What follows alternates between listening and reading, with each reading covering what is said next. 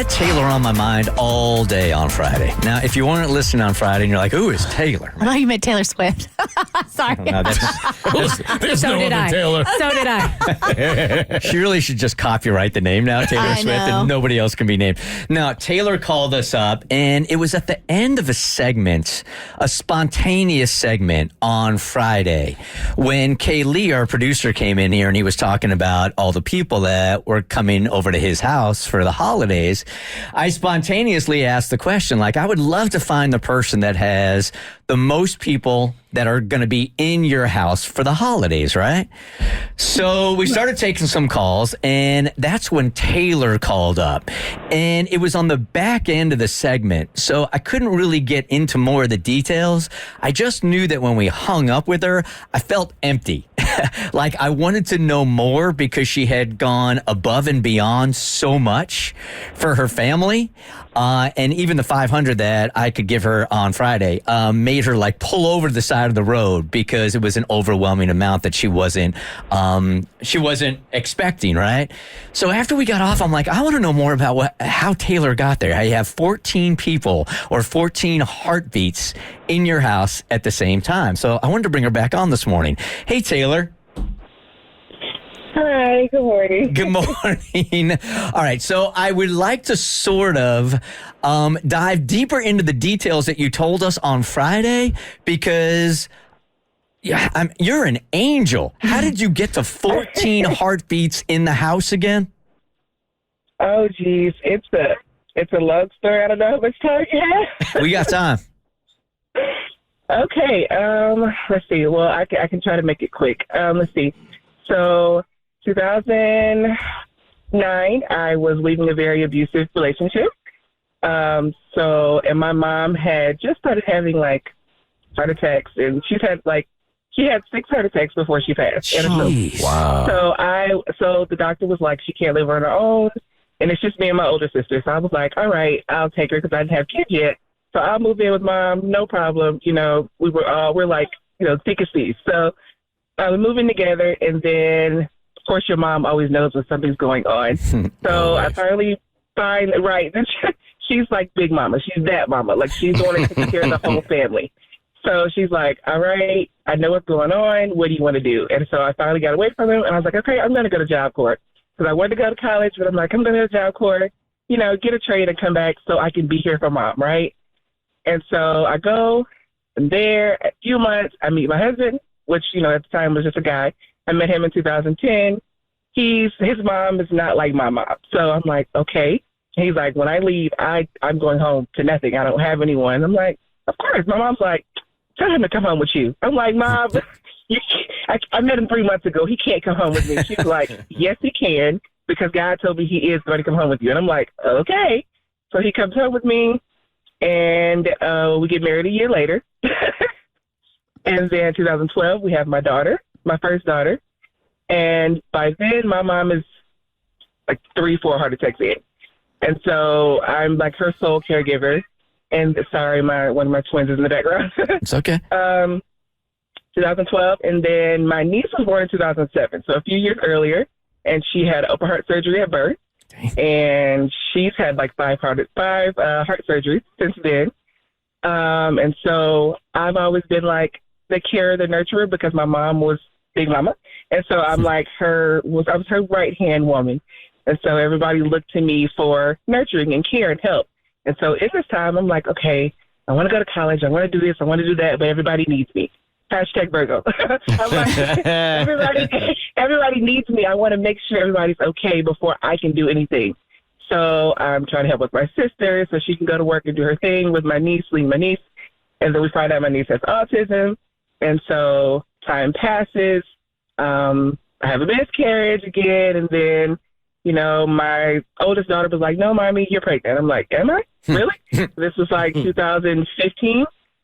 And I'm like, no, I'm not. And she's like, yes, you are. And I'm going to have 2 sisters. I'm like, no, I'm not. And my mom's sitting there like, you might want to listen. I'm like, okay, how y'all going to tell me? You know, to the doctor, they're like, you might want to sit down. I'm like, no way. So my mom is one of the people, like, she was one of the ones who could see things and dream things and premonitions. So I was used to that. So fast forward, my husband gets into a really, really, really bad car accident with my oldest. And so he's at home now. And I'm like, okay, put myself on hold again. I got to take care of everybody. Take care of my oldest. She was like 4 at the time. And then my mom had moved in with me. So we were all living together. Wow. And so my sister and my niece, she's having a really hard time with my niece's autism because it was like a low functioning. So she wasn't talking. She's very emotional, # Aquarius. It was just really hard for her to deal. And so I'm like, well, okay, so I can help here, help there, help there, help there. And so to fast forward, 2018, my mom has a surgery that's supposed to implant something in her heart that's supposed to basically prolong life. We already knew her heart was at 14% for about 4 years. And so I always wanted to take care of her, do what I could. Okay, so back up a little bit. I have a cousin who I was like super close to. She was in a really abusive relationship. Something happened. He got in the house. She got hurt real bad. She passed away a few months later, and she had 2 10-year-olds at the time, and they were living with me at the time. So as you can see, a lot of people have lived with me because I'm a nurturer. Right. But so we're like, so where do her daughters go? They've been with me pretty much their whole life on and off. And they're like, well, they go with you. And I'm like, okay. We go to court. They're like, how old are you? I'm like, what are you talking about? I'm 24. They're like, nah, you can't take 2 teenagers and you have a toddler. There's no way. I'm like, okay.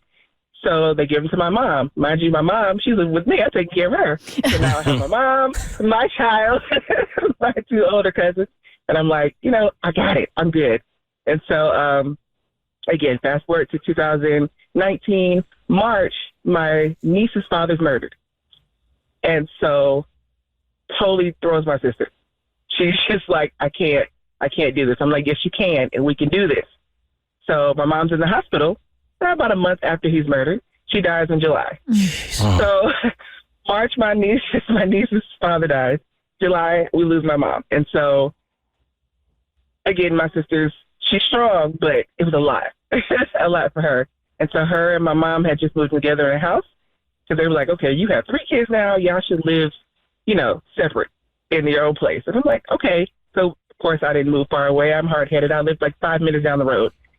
And so after my mom passed, the house that her and my sister got together, my sister was like, I can't do this. This is not what I wanted. Like, this is not. So I'm like, okay, I'm going to move in with my husband and my 3 children and my 2 dogs. I'm going to move in and I got you. I was good. And so she's like, okay. So if you get the count, it's my sister.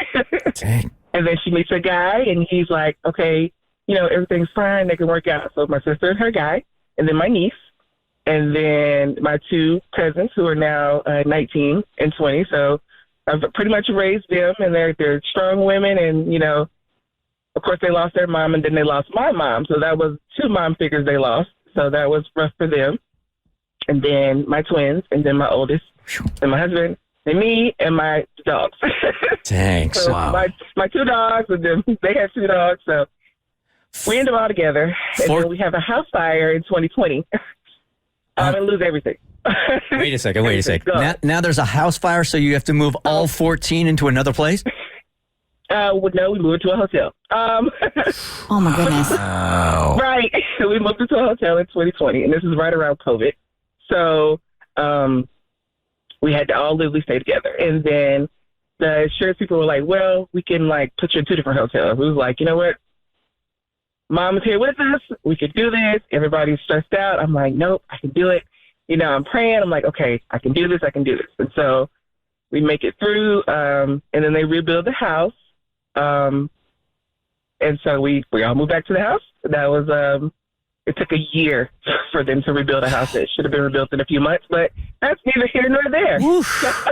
Okay. Taylor, listening to you, and obviously you've encountered tremendous adversity, but you have such this upbeat, positive attitude. For other people that may be struggling right now and only, gone through a fraction of what you've gone through, how do you maintain that positivity? Faith. I can really only just say faith and trying to make sure everybody else is okay. So it's easier for me to put it out there that I'm good, I'm fine, I'm feeling positive, so that, you know, on the inside, I'm like, you are feeling positive. You can do this. I know you want to do certain things. You want to go to school. You want to work. You want to do this, but, you know, this might be your purpose, the nurturer. And so I went to school 3-4 times, but I could never really, like, finish and do anything with it because it's like every time something happens where somebody actually needs me, so I'm like, you know what? Maybe this is our purpose. I'm the nurturer, and that's fine. That's definitely your purpose. You don't have time for any other purpose. This is your purpose right here. It's funny because my husband, when he met me, he didn't know anything about me. He used to just call me Smiley. And he was like, every time I see you, you're just smiling. And I'm like, mind you, when I came to Job Corps, I was leaving an abusive relationship. My mom was in the hospital, and you couldn't tell. Nobody knew. I'm like, hi. It's like, you are definitely smiling. I'm like, really? Huh. But, yeah, so I just pray about it. And my mind would say, just pray about it and keep going. You have to trust that it's okay. That doubt, when it comes in, it's going to come in. And there are days where I'm just, you know, drop the kids off at school, and I'm just sitting in the car like, you can do this. You can do this. You can do your Kristen cry day turn on the radio. I never did. I was like, I'm not going to do that. What kind of stuff is that? But then I did it, and I was like, huh. I feel better. Good for you. I feel better. Well, look at that. Taylor, I know this, that when we were fortunate enough to give you the 500 on Friday, that you were so filled up with emotion you had to pull the car over to the side of the road. I literally had to pull over. Like, I was in the Kroger parking lot. I like 30 minutes. And it just makes sense. I mean, I didn't even know if you needed the money. It's just that you got 14 heartbeats. For sure, Lord, you're going to need some cash. So let me tell you the gift that happened right after the show. So I'm in. It started out as a business group, and now we're just like really, really tight, almost like best friends. One by one, they all started texting me, telling me that they wanted to help you out, and they were all given $250. So between everybody in the group and what I gave on Friday, we got you a check for $1,750. Sorry for the silence. I'm sorry.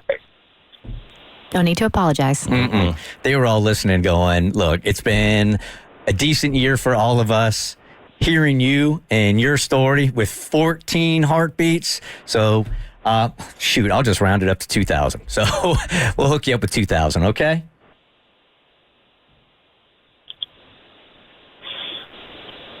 You know what? I'm not a crier. I'm not a crier. I'm not a crier. And everybody's like, you're so unemotional.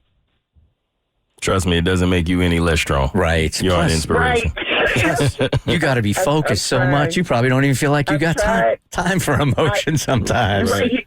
And that is the honest truth. I'm like, I never have time to have emotions, so I'm just going to keep going. So, yeah, you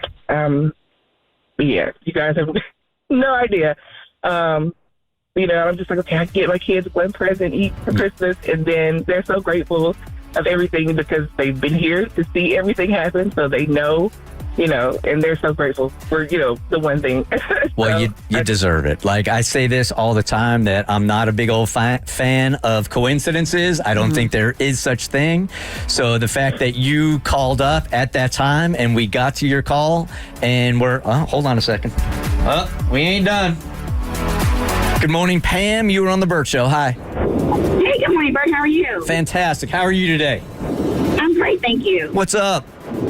I just heard Taylor's story. Actually, I heard it on Friday, and I emailed Tommy, so I'm going to get on Tommy because he didn't email me back. But I'd like to contribute $250 to Taylor if I can. There you go, Taylor.